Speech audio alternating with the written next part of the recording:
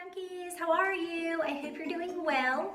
Today's video is one that is quite in depth. And so I wanted to explain to you, I might have to stop the video because I think Oliver's chewing on cords.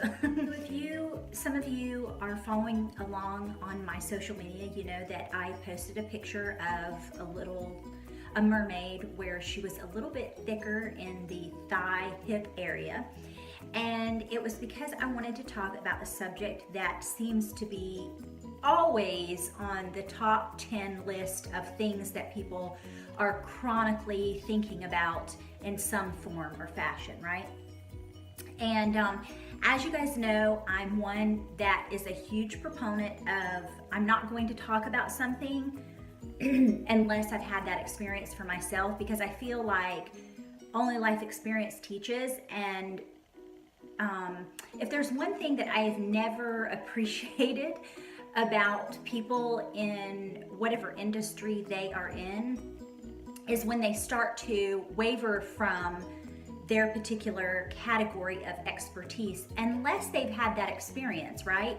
Like, I think the first time I remember was like when this was back in the late 90s, early 2000, I think. Like 2001, I think, or 2002. And I remember Dr. Phil putting out a book about weight loss. And I don't know why, that it just kind of like turned me against him a little bit. And not necessarily like, I don't think he's probably a wonderful man. I'm sure he's a wonderful person. But he was, at the time when he had just gotten his television show from the help of Oprah, he was a little bit on the thicker side. And I thought, okay, but you are preaching to us about weight loss and you are overweight. Like, you're a little bit chunky, you know? And so I guess that was also a way of me being very judgmental in the fact that everyone's where they are and where they're supposed to be in life, right? Okay, so anyway, I have never experienced weight issues my entire life. If anything, it's been the opposite. And if you've been a follower of my channel, you know that I've spoken a lot about eating disorders. Not a lot, but I've spoken a couple of times about eating disorders and the things that I've struggled with in my life, and how I came to that conclusion of why I have the opposite of what until just last year, of having a weight issue. So let me go back and explain to you this is one little detail in comparison to a whole list of different things that we're going to get into about weight gain and weight loss, and how that there is an answer to what's going on here, right?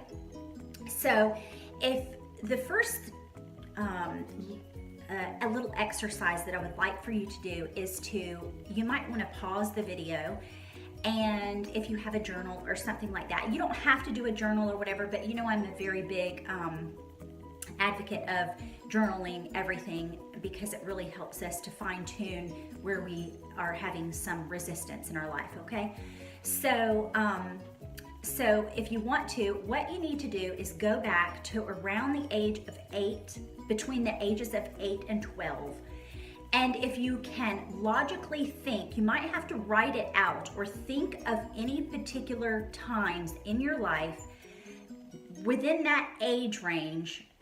I mean, it doesn't necessarily have to be 8 to 12, but somewhere like in your younger years, those, formative years, if you can recall what you felt like about food. Do you remember any particular things or statements that someone said, or the way that someone responded or made comments about you particularly? Now, I will also say, this isn't going to necessarily work for sometimes, this isn't necessarily going to work always with children that have been, if you're an adult and you were molested as a child. It will help you to understand and recognize whether you're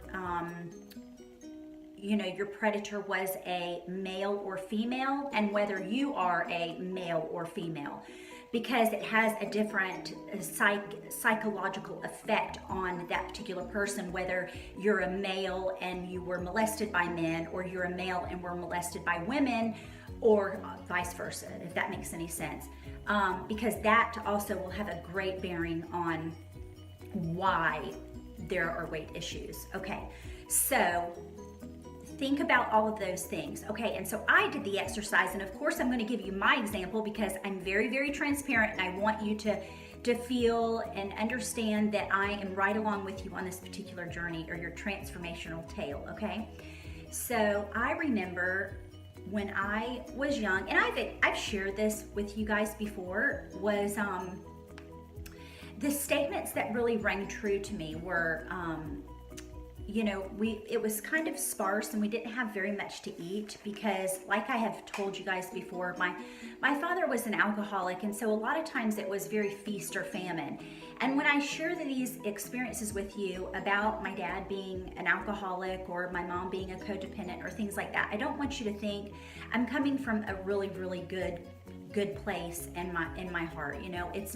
It's just for the mechanism of teaching. It's not for anything to, that I hold ill regards towards my parents, because they did the best job that they knew how, and I'm appreciative of that. So, however, I do remember when I was young that appearances were very important in my family, and they still are very, very important in my family. And the way that I knew and recognized that, I didn't quite understand when I was a young girl as important as an image was to family. But my family, even to this day, on my paternal side of the family, really leads with an external viewpoint or a character-driven persona. It's all about the aesthetic of what things look like. Do you have money? Are you affluent? Are you well-versed? Are you knowledgeable? It's very much to do with, how well financially you do. So money plays a huge part in that, as well as physical appearance. Now, I remember as a young girl, the one things that I always remember being drummed into my head, and with no fault of my parents, they had no idea, I don't think, that they could even recollect that they realized that they were doing this, was that, when we would sit down to dinner and stuff, I would always eat really super fast. I'm just a fast eater. For whatever reason, I don't know. I'm not going to chalk it up to anything in particular. I just eat fast. I don't eat like, an animal. I'm very polite. I don't chew with my mouth open or anything of that nature. But I'm a very quick eater. And wherever that stems from, I'm not sure. But I was always told by, extended family or anyone that would see me eating, they would always be very quick and apt to say, stop eating so fast. You're going to become a hog. You're going to look like a pig if you keep eating like that. Now, and what's funny is that just because I ate fast didn't mean I ate a lot. But as I got older, I still don't eat a lot. But they equated that to me eating fast and eating a lot, which wasn't true. And so I do also remember, judgment being placed on the family. Like if we had a little pudgy cousin, or there was a cousin that was, or an aunt that was a little bit stocky, my parents were quick to say at our home, well, look at so-and-so. You're going to turn out like that. No one's going to love you. No one loves a fat person. And that was what was drilled into my mind. So we know as children that this is like psychology 101, right? We know as children that the most thing that a child wants in life is love. We will do anything in order to receive love. So, do you think that I was not going to stop eating if I felt like I would not get love because I was overweight? Absolutely. So that is one of my first remembrances of that. And it didn't really help. Help as far as, I don't mean it that way, but as I grew older and became, an adult and had children and I got pregnant and everything, and I gained 50 pounds with each child, with my 4 children. Each pregnancy was 50 pounds. And so that was a lot. And I just remember, my ex even saying, you are going to lose that weight, aren't you? It's been 3 months. You are going to lose that weight, aren't you? And it was just like, I completely went back into that mode of like, oh my goodness, I'm not going to be loved by this person if I'm fat and overweight.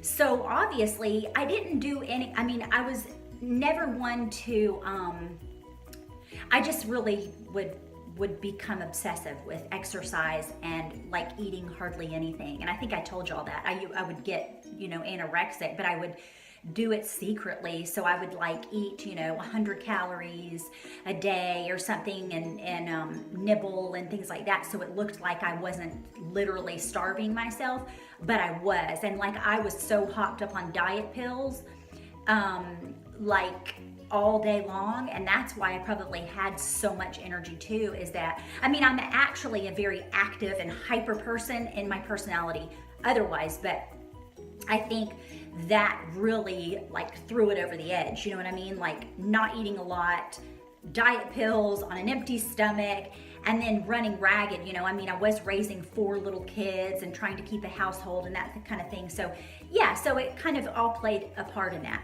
Okay, so now we're gonna fast forward to me never thinking, like I understood that early on where I attached food from, love and stuff. But then fast forward to about a year ago, I get married and everything, and I never, when I had my divorce, I had lost so much weight, but I think it was because of the stress and they call it the divorce diet, is that like I had never been that thin in my life since I was in my teens. And it wasn't because I was trying or anything, I just wasn't focused on it at all. My weight or anything, because I was just, I was emotionally going through a lot. So, okay, so I got really, really thin, right? And so then I met my beloved and I started to gain weight about a year into our being together, right? And so I'm sitting there starting to think like, okay, this isn't making any sense. Like I've always had the opposite issue and now I'm having the weight issue. So it's not making any sense. And so I tried to relate it to all these different things, and I'll tell you at the end what my conclusion was for my particular journey. But I would like to go over several things, okay? So how to lose weight, and the issue of obesity. So that's what our topic is about. I think in society, we would like to say, and I've even been on this bandwagon of saying, well, it's because I'm 45, almost 46, so I'm going into premenopause. And I do remember my mother specifically always saying, she was very, very apt to say, and I don't think she realized it, but it's okay, that when she hit 45, she was premenopausal, and she said, that's when I started to gain weight. That's when you start to gain weight, Raquel. That's when you start to gain weight. So put that a little side on that cliff note, because that's actually one of the beliefs that I think that was embedded in me, and I didn't realize it until recently. Okay, so we always want to use all these wonderful excuses, reasons, for why we're overweight. I overeat. I have a slow metabolism. I have a disease. I've got a thyroid issue. It's genetics. It's in my family history. My mom was overweight. My dad was overweight. My brothers and aunts and uncles, and so we all have these reasons, which I call them excuses, because that's what they are. And I know this might be a little bit difficult to accept maybe, but you guys know how I am. I'm a very forward person, and I'm going to tell you what I believe to be true. You can use it like a chicken bone, take off the pieces that you want, use them, eat them, devour them, and throw away the rest if you don't, That's kind of like my little words of wisdom, right? But actually what weight gain is, it's an external reflection of an internal issue. So a lot of times what happens is our body thinks that we need to store this fat because we are lacking something. And now I'm going to go over the list that there's so many things that it can be and that may be. And so I think that as I go through this list, you will recognize yourself in the list. I know I did, and so I'm thinking that you will. Not all of these things apply to every person, just maybe one or two or a couple, okay? So I wrote them down. Let me see. So for one thing, what you want to do is you want to ask yourself, why do I feel like I need this weight attached to me? Why do I feel like I need this weight? What is it doing? Okay? And the other thing that I'm going to say, Oliver's so cute. The other thing that I'm going to say is the only lasting way to release weight is to discover what the need is that you are replacing with the fat, okay? And so once we can recognize what the need is that we need filled, we will be able to drop the weight and it will be effortless. And I know that sounds like, oh, that sounds fairy tale-ish, like that's not possible, but through law of attraction and resistance and things, I will help you to understand how that works because I've done it. Okay, so number one is we have a deep emotional need for protection, number one. Number two, we run away from our feelings. Number three, we make excuses for our feelings. We live in a world of insecurity. We have a chronic self-denial. We are denying oneself of what one truly wants in life and who we truly, truly are. Another one is we are self-denial starved. We must save ourselves. So in order to do that, we feel like our body needs to, because of this internal need, we externally will store the fat as a comfort, okay? If we feel like we need to be saved. Some more are, we are very insecure. We feel self-rejection. We protect our body from something or someone. We are afraid to get close to them. We attempt to fill a void within ourselves. We stuff down our expressions, feeling that we cannot express who we really are as a person. We seek love and fulfillment, but being convinced that it will never come to us from the outside world. We use food for a substitute of affection. We overcompensate for a significant lack within our lives with food. We crave a closeness or being loved and being held, but feeling that we won't get it, so we assimilate fat, that extra fat, as a comfort, as that feeling of closeness. We use fat as an emotional armor so that nothing gets in. A lot of times I will say that is very, very high on the list for children or now adults that were molested as children. We use it either, I think we use it either as a protective mechanism to not get close to people, and we also use it as emotional armor, once again, to keep other people from getting in, we have this is another one. We have a suppressed anger and resentment, which is why we will store fat. We have a desire, this is another reason, we have a desire for power and bigness so that no one can take advantage of us, so that if we're big and we have extra weight, that we won't be taken advantage of. Okay, so those are my list that I came up with. I think those are really, really, like really good, meaty reasons. So you might want to go back and listen to the video, you know, like if you didn't catch, you know, your particular one that you were thinking of. Okay, so the reason that I want to say also is you know, so many times people say, well, everything I eat, or like there is a vibrational energy with food as well, right? And so you probably have seen this in your life too, where a lot of times there'll be, it's unintentional and they subconsciously don't realize that they do it. But if you're a thin person or a heavy person, you will a lot of times attract the skinny friends. I don't know if you've ever noticed that, but they're a lot of times can be one in the group. Like there's either a lot of skinny people and one fat person, or there's a lot of fat people and one skinny person. But the belief that certain foods will make you fat is only the belief that that food will make you fat. You could give one person, say A and B, right? There's two people. You could give them the same exact food.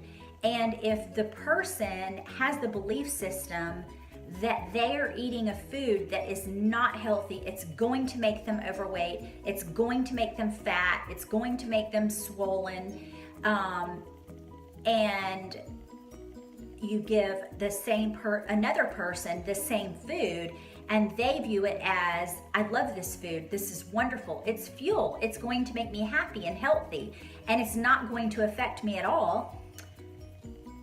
Guaranteed, the person that has the belief system about the food doing that will actually create that thing, that exact thing, right?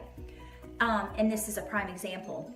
So when I was going through my divorce and everything, I had never really drank wine. And I love wine, and I'll have a glass of wine maybe once a month now. Once a month.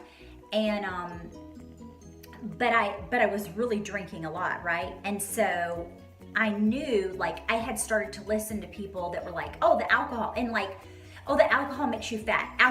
Wine makes you fat because you can't drink a lot and you'll get a big stomach, right? And so I actually ended up having that belief system because I had read it for so many years, and I guess it was in my psychological, like, stagnant, you know, thoughts where they weren't activated. But when I began to drink, you know, every night a glass or 2 glasses of wine, I think that that's actually what happened is I started to activate that thought as a belief. And so that's probably one of the reasons that I gained weight in my tummy, right? Because I'd never had a tummy. And I don't have a really big tummy either. It's still not even that big, but to me it is. When you're used to being, you know, 115 pounds and then you gain 30 pounds, that's significantly different on a short person, you know? So, okay, so that's the whole thing with food and the vibrational energy with each food. So if you believe that food is going to give you fuel, it's going to give you fuel. If you believe it's going to make you fat, it's going to make you fat. There's no ifs, ands, or buts around it. Like, that's just the law of attraction. That's a universal law, right? Okay, so another belief system that I wanted to talk about is your metabolism. And like I said, I was going to share with you another thing about my particular journey, and that is that, you know, I had that belief that was stagnant once again, not realizing that over all of those years that it wasn't activated. When my mother would say, when you hit 45, now that's when you're going to start gaining weight. You know, the weight's not going to come off easy, and you're just, you know, you're going to gain weight. And so I didn't realize it until I was meditating one day, and I was like, okay, so I don't want to sit there and put a lot of energy and effort into my weight loss, because if you do that, you know, resistance caused persistence, okay? So that is exactly the opposite of what I'm teaching you, is not what society today teaches. And I don't know if you've ever noticed this, but that's why diets never work, because it's a deprivation of us trying to fix our issue that's an internal issue externally.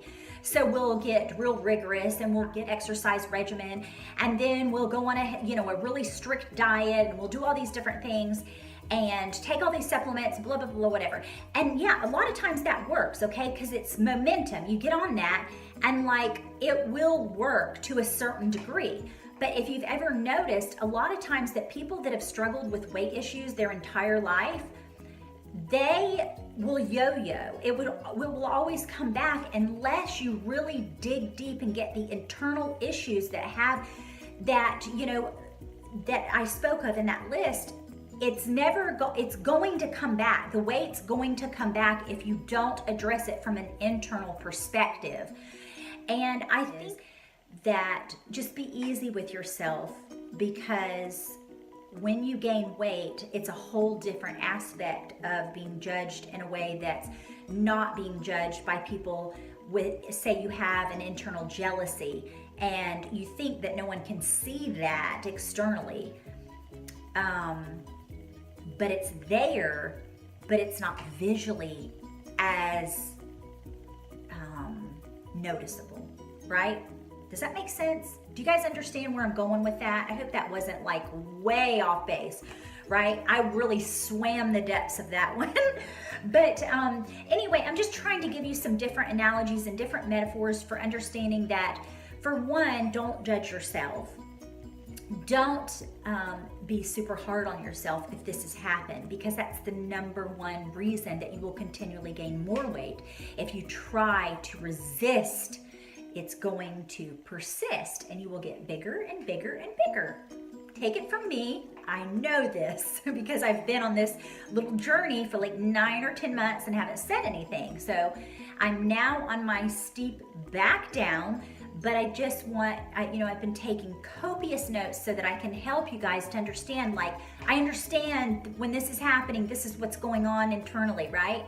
Okay, so now what I would love to do is talk about the different things that are going to help us to, once we recognize what the internal need is that we are trying to fulfill with food, and how we can get back onto the path, okay? So if anyone knows me and you know how much my channel means to me, you know what my channel is all about, and that is about loving ourselves and accepting ourselves, right? Self-love. So that is number one in the achievement of losing weight and keeping it off, okay? Is that we need to love ourselves. Now, a lot of times people will say, what are you talking about? I love myself. What do you mean? Oh, I love myself. But let me just explain to you that someone can tell you that with that belief that they love themselves, but the universe, right? The universe doesn't hear what we say. You can say something till the cows come home, but that doesn't mean that you actually believe that. Do you know what I mean? Like, have you ever noticed like someone that could be a liar and you know they're full blown, like they are so good at it, they can lie through their teeth and get away with it. Do you know why? Because they actually believe their lie. And so the universe doesn't know whether or not it's truth or not truth. It just goes by the vibrational energy behind what is being said.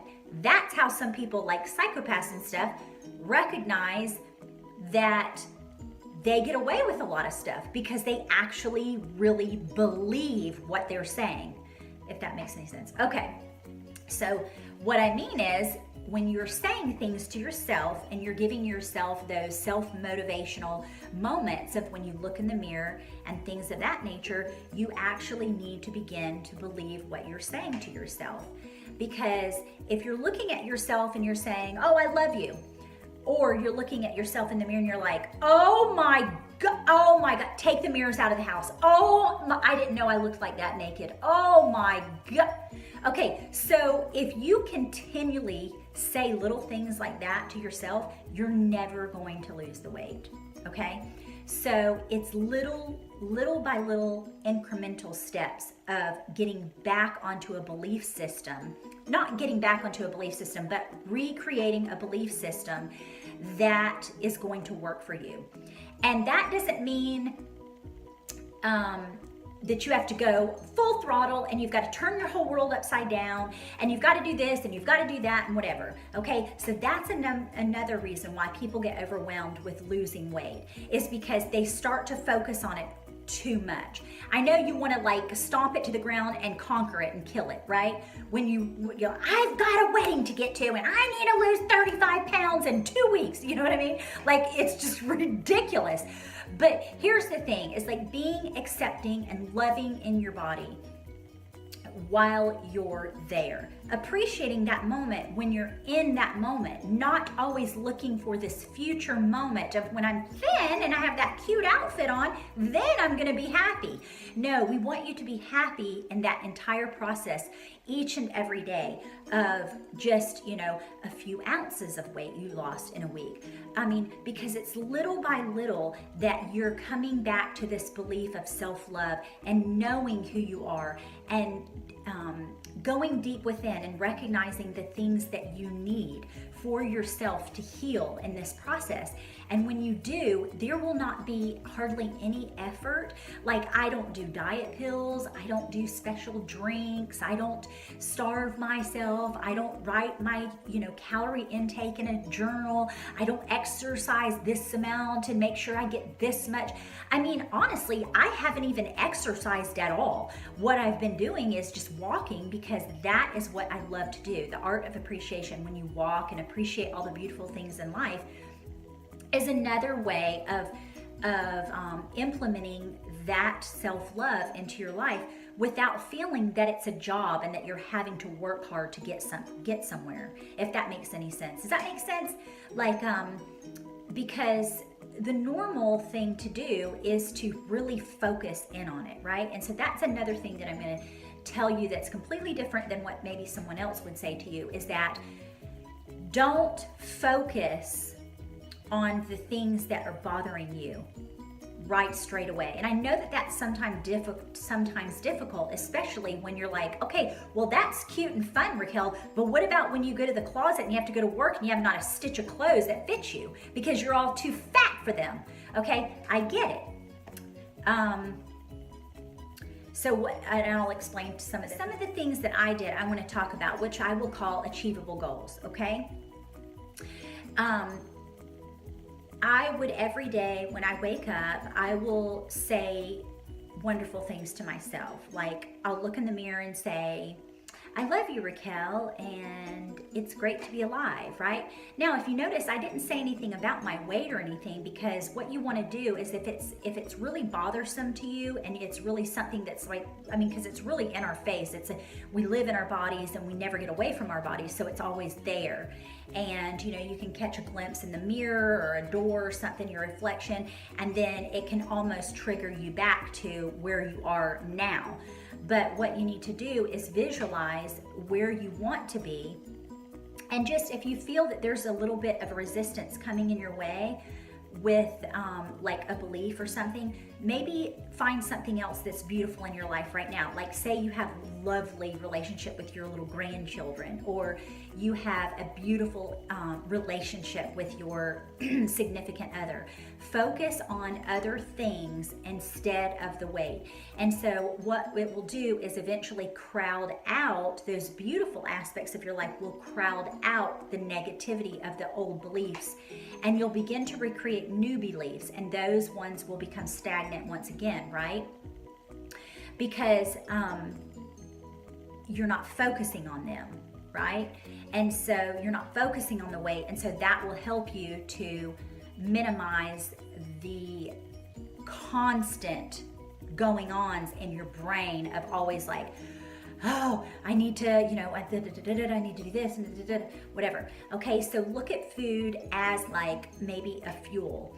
instead of looking at like, that's not good for me, that's gonna make me fat. Like, don't look at things with such a resistance. Like, oh my God, get all that food that's terrible out of the house, right? Because what you're doing is you're pushing against something that is going to only persist. So what you want to do is gradually make these beautiful choices of what fuels me today. And this is what I did. Like, instead of saying like, say for instance, I would wake up and I would say, okay, what's going to fuel me today? Like, what's going to give me energy and that I can eat that's really, or drink that's really, really yummy. And so I went back to the things that I had always drank, like for years and years when I did have a little bit of an adrenal thing, was my spinach lemonades. And so every morning I have started to once again do that, and it fuels me for the day, and it's very healthy and it's very good for me. I think another thing was that I had been a vegetarian for over 7.5, 8 years probably. And when I married Jeffrey, and I'm not excusing, it's no one's accountability but my own, is that I started to slowly get back into the pattern of eating meat and stuff, because you are what you're around a lot of times. And it was just like, oh my gosh, Jeffrey grills so good. And so I'm like, oh, I really like that chicken. And not that there's anything wrong with meat or anything like that, right? But my vibrational energy was not coinciding with me eating the meat, if that makes any sense, because I had this belief system for 8 years that was, I don't want to hurt that animal and I don't want to consume that animal. And so that was re-established when I started doing that, and I didn't realize I was doing it because the food was healthy. Like, it was very lean and no fat and it was delicious. But in the back of my mind, every time I would eat it, I would be like, oh my God, this is not right. I cannot be doing this. And so do you see, I had this resistance about it. And so what do you think that's going to do to me? It's going to make me weight gain, even though it was healthy protein. Like, everybody eats yummy, yummy barbecued, on the grill chicken, chicken thighs, right? But that just goes to show you that someone that has a vibrational energy with a particular food does not resonate the same way that it does with another person. Another person can eat 7 chicken thighs and it wouldn't do anything. It would just build muscle mass for them. But because I knew that I was starting to recognize, oh my God, I feel so bad. Like, I don't want to eat this. I don't want to eat this, but it's so good. But it's so I was contradicting my belief system. Does that make sense? Okay. I always ask you guys if it makes sense. Like, I wish you could be like, yes, I see a little hand up there. Yes, Raquel, it makes sense. Yay. But anyway, okay. So what you want to do is you want to focus on the little instrumental things that are achievable. Okay, and so now let me talk about exercise. And if you don't want to exercise, you will still lose weight if you don't exercise. Now, I choose to go on walks. Now, there are some days that I will feel a little frisky and I'll want to start jogging just a little bit, because I used to be a runner and I would run miles a day. But that to me right now is not such a happy moment, because I associate that with becoming so regimented and so strict that it kind of makes me feel like, okay, that's not something that I need to do right now. Walking to me is such a happy place for me, and so I walk every day and I love it. And sometimes I walk 2 times a day, in the evening and in the mornings, right? And I love to ride bikes. And so those are the things that are achievable for me. And they're also things that I love and thoroughly enjoy, because if you love doing something, you guys, you won't mind doing it. You'll actually embrace it and want to do it. And so that is a contributing factor to my metabolism gaining, momentum as well. And so I think that's why in a little over a week and a half, I lost 8 pounds. Now, I wasn't trying but I'm just allowing things and trying to work through those inner, once again, those clarifying things that I needed to look at, and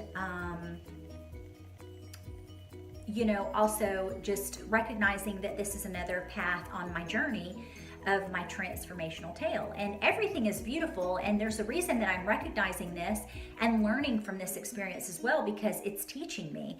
And if there's anything I've always asked for, God and Source, is that my intentions for trying to show forth love to other people and to help you along your journey as well. Just not being an example or anything, but just trying to, us as, you know, a family, because you're my soul family, you know, we're all a soul family, that we can all learn from each other and embrace one another and show forth love to each other and support. And so if I can be the poster child for that, you know, like I'll do all these things, so let me go through and experience all these things in life so that I can, you know, share my experiences with others. So okay, so I hope that I took care of everything. I'm not sure that I did. I think I did. The main thing that I just wanted to say in closing is that just remember to focus on the positive aspects of your life. You know, focus on the beautiful things. Like I focus on the things, like every day I'll say things like, Raquel, I'm so grateful that I have beautiful, you know, a beautiful tummy and a beautiful thighs, that I was able to carry 4 children, very healthy children to bring into this world. You know, instead of saying, oh my gosh, I have cellulite on my hips, right? Or, oh my gosh, look at my tummy, I can't fit into these cute jeans, you know? But just if you'll focus on the things that are beautiful about you and less on the things that are hindering aspect of your life, you will start to see the weight drop, and you will start to recognize these particular exercises that will help you. And I hope that this served you. And once again, you might want to go back and listen again, or even write notes about what particular thing that I mentioned in that list of why we gain weight is, and then you can start to unpeel those layers of, you know, why you need the extra weight. And so I think in closing as well, I would like to say that it's a psychological, like, warfare in one's mind as to why we do certain things in life, right? And so there's a couple other things that are kind of personal to me as to why I gained the weight, like, but just know that once we can recognize what those particular needs are that we aren't having met, we will soar through and start to just, the weight will just fall off and it will be effortless. And I want you guys to come back, like, if you struggle with any of these things, and let me know what you found to be true, like, or if there's anything that I can add to this video, or create another video that will help you. Maybe there's some fine tuning in another video that would help you strategically come to some better conclusions or something. Okay, so I would love to hear about your journey, and we're all in this together, and I'm so happy to be here with you today, and thank you for stopping by. And as always, I'm yours until my next swim. Ciao.